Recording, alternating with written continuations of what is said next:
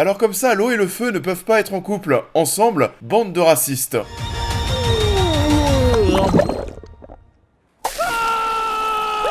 Tu vois, il se régale. Bonjour à tous, j'espère que vous allez bien. On se retrouve en ce début de semaine pour parler du nouveau Pixar qui sort ce mercredi. Et ça ne fait pas beaucoup de bruit en ce moment, c'est vrai, mais comme tous les Pixar, bien sûr que je me déplace en salle, ça m'intéresse.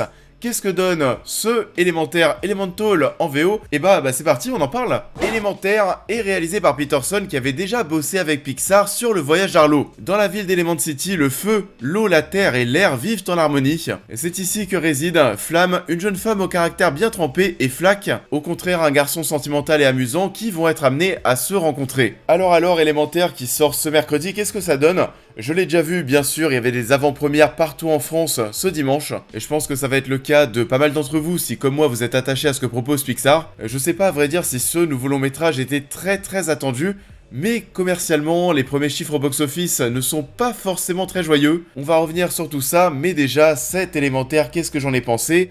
Personnellement, là aussi, j'attends votre retour, mais pour moi, ça a été une petite déception. C'est pas mauvais en soi, mais il y a pas mal de soucis quand même à mon sens, et je pense, que ça va, mais totalement bidé au box-office. Et c'est assez malheureux en soi, et je pense que c'était aux US, mais j'ai vu passer l'information comme quoi ça avait fait une très mauvaise première journée au box-office. Pixar continue de creuser depuis quelques années, ça va pas fort, même Buzz l'éclair, ça avait bidé l'an passé. Ça pour le coup, c'était assez étonnant, parce qu'on parlait quand même de la licence Toy Story. Bon après, c'est vrai qu'au niveau de l'animation, on était sur quelque chose d'un peu plus mature, qui parlait peut-être un peu moins aux enfants. C'était moins enfantin, donc les familles se sont peut-être un peu moins déplacées. Je suis poursuivi par le plus monstrueux des robots. Et sinon avant ça, c'est vrai qu'il y a eu une période où tout sortait sur Disney+.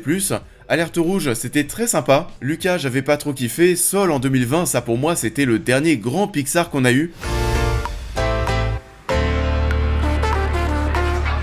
Il y avait aussi En Avant qui était sorti la même année que j'ai totalement oublié pour le coup, et d'ailleurs avant ma projection d'Élémentaire, on a vu aussi le court-métrage Le Rendez-vous galant de Carl, le personnage de là-haut. Je vous le dis, mais c'était pas dingue non plus, donc c'est vrai que Pixar dernièrement, c'est vraiment mi-figue mi-raisin, et c'est un peu à l'image d'Élémentaire qui va très peu me marquer, qui va ramener peu de monde en salle je pense, notamment à cause du fait, de même que c'est un projet qui n'est pas forcément si commercial que ça. Durant ma projection, c'est vrai que je me le suis dit à plusieurs reprises, heureusement que ce projet est estampillé Disney Pixar. Heureusement qu'il y a les fans qui suivent, parce que c'est du Disney Pixar, qu'importe le projet. Pourtant, on semblait surfer sur le succès de Vice Versa avec un concept qui pouvait nous faire penser que ça allait faire redite.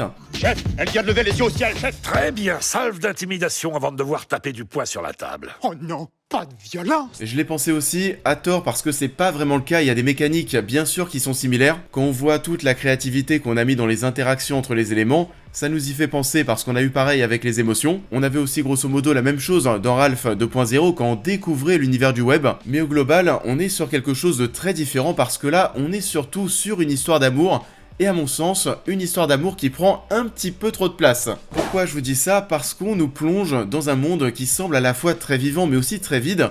Parce qu'on ne le découvre pas vraiment, on est surtout focalisé sur ces deux personnages différents, le feu pour l'un, l'eau pour l'autre, qui vont se rapprocher, et ça alors que tout semble les opposer, c'est un film qui va parler de racisme, d'acceptation de soi, d'acceptation de l'autre, de relation avec son père, c'est les thématiques qui sont traitées ici, on le sait très souvent avec Pixar, on a ce sous-texte qui permet à la fois d'avoir des œuvres qui parlent aux enfants comme aux adultes. Et c'est le cas de nouveau ici, et on le voit clairement, c'est pas du tout vu d'un bon œil de voir Flamme commencer à côtoyer Flack, le père de Flamme assez fermé d'esprit, raciste. Il a un comportement que malheureusement beaucoup de parents ont avec leurs gosses dans la vie réelle. Il y a des phrases aussi qui vont nous faire penser à des choses qu'on a déjà entendues, du style, alors ça du coup c'est Flamme lorsqu'elle veut parler des aquatiques, elle a des répliques en gros c'est « Non mais papa, tous les aquatiques ne sont pas tous pareils », c'est terrible. Flamme, j'ai l'impression que tu as changé. Aquatique. Tout va peut-être trop tourner autour de cette histoire d'amour de ces deux personnages et c'est un peu frustrant à mon sens. Pourquoi? Parce que l'univers semble cool, la ville est grande, il y a beaucoup de choses à voir mais on s'y intéresse pas des masses. On s'intéresse aussi très peu au final aux éléments terre et air, on est focalisé sur l'eau et le feu, c'est un peu décevant. Alors oui, il y a quand même quelques petites interactions qui permettent de voir comment doivent cohabiter ces éléments, quelles sont les problématiques, si un feu touche un terre, il le brûle. Et ça c'était assez marrant, il y a pas mal de choses sympathiques qui se font à ce niveau-là bien sûr. sûr. On a même des interactions entre deux éléments qui peuvent permettre de réaliser certaines actions. On voit qu'ils ont des personnalités différentes en lien avec leur élément. Les feux par exemple ont plus de caractère alors que l'eau, c'est des personnages qui sont un peu plus sensibles. Au niveau de l'écriture, on va avoir des répliques qui tournent bien sûr autour de ce qu'ils sont en tant que personnes. Pour le feu, on va avoir des phrases du style « Elle n'a jamais déclaré sa flamme », je sais pas, il y avait quoi d'autre, j'ai pas envie de brûler les étapes, etc., etc., des choses qui sont plutôt bien trouvées. Mais voilà, encore une fois, au global, cet univers, on n'est pas forcément focalisé dessus, on s'occupe de cette romance, et j'ai eu un autre gros problème qui concerne la VF. Ça a fait parler sur les réseaux, alors je sais pas si vous avez suivi ça, mais les voix qu'on a au final dans le long métrage, ce ne sont pas les voix qu'on avait au départ dans la première bande-annonce. Là, pour les personnages principaux, on va retrouver Adèle Exarchopoulos et Vincent Lacoste. Le premier trailer, il me semble qu'on avait la voix de Donald Renew, qui est très apprécié bien sûr dans le milieu du doublage. Et pourquoi ça a fait parler, pourquoi ça a fait gueuler sur les réseaux? Parce qu'en termes de qualité, ça a pris un coup. On est une nouvelle fois parti sur un fancast, alors oui, il s'agit de comédiens, mais on sent quand même que le doublage, c'est pas vraiment leur fort. Adèle Exarchopoulos, mon dieu, et vous le savez si vous suivez la chaîne, je n'ai rien contre elle, au contraire, je l'adore. Mais là, le résultat, c'est compliqué. Et en plus, c'est vrai que je critique très rarement le doublage français des films d'animation. Là, je me le permets parce que ça sautait aux yeux, ça sautait aux oreilles, on va dire ça comme ça. Je comprends soit qu'on l'ait prise parce que sa voix un petit peu grave, ça colle au personnage de Flamme qui est un personnage qui a du caractère, une personnalité qui est assez fermée, qui est difficilement abordable. Mais il n'y a pas de vie dans les répliques d'Adèle Exarchopoulos. Où est donc cela? Arrête, ils sont trop chauds ceux-là. J'adore quand ça brûle.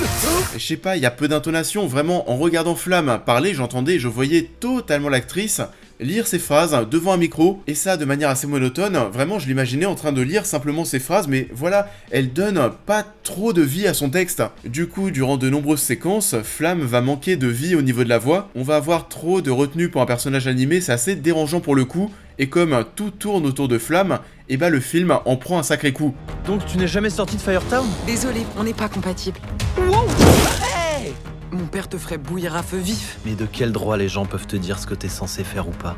Et sinon, le film est beau visuellement, on n'est pas étonné, c'est du Pixar, même si bon, on n'est pas sur les fesses non plus. Et c'est pas du Spider-Verse où toutes les 2 minutes, t'es en mode mais waouh face à ce qu'on te propose. Mais ça reste du très bon taf d'un point de vue technique comme artistique. Il y a une mode, d'ailleurs en ce moment on essaye de mélanger les différents styles d'animation. On essayait de marier plusieurs styles dans le dernier Spider-Verse, dans le dernier Chapeauté, c'est le cas ici de même. Les éléments feu ont cet aspect un peu 2D, alors que l'eau est vraiment en 3D, certainement pour marquer encore plus le fait que tout les oppose. Et ces différents styles d'animation dans un même film, c'est une mode qu'on voit de plus en plus. Et c'était très cool sur ce point, ça fonctionne.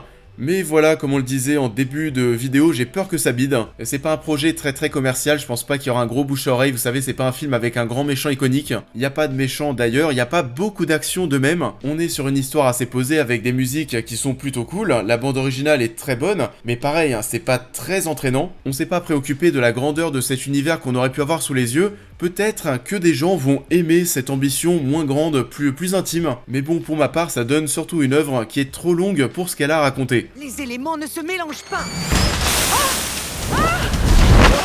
D'où il sort? Oh, en plus, la tuyauterie m'a déformé. Dingue. Ah, là c'est mieux.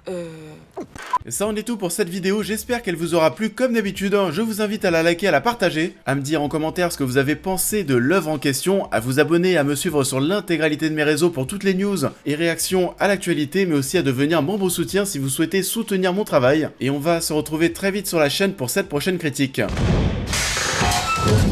Come get the girls, I have to stay here with Woodrow. I'm not the chauffeur, I'm the grandfather. Where are you? Asteroid City, Farm Route 6, mile 75. Et on devrait se retrouver dès demain sur la chaîne pour parler du nouveau Wes Anderson, Asteroid City. J'avais été un peu déçu par son dernier long métrage, j'espère qu'ici ça va bien plus me parler. En tout cas, c'est un réalisateur que j'adore sa patte, j'adore ses films. On verra ce que ça donne. Je vous souhaite à tous un très bon début de semaine et je vous dis à très vite.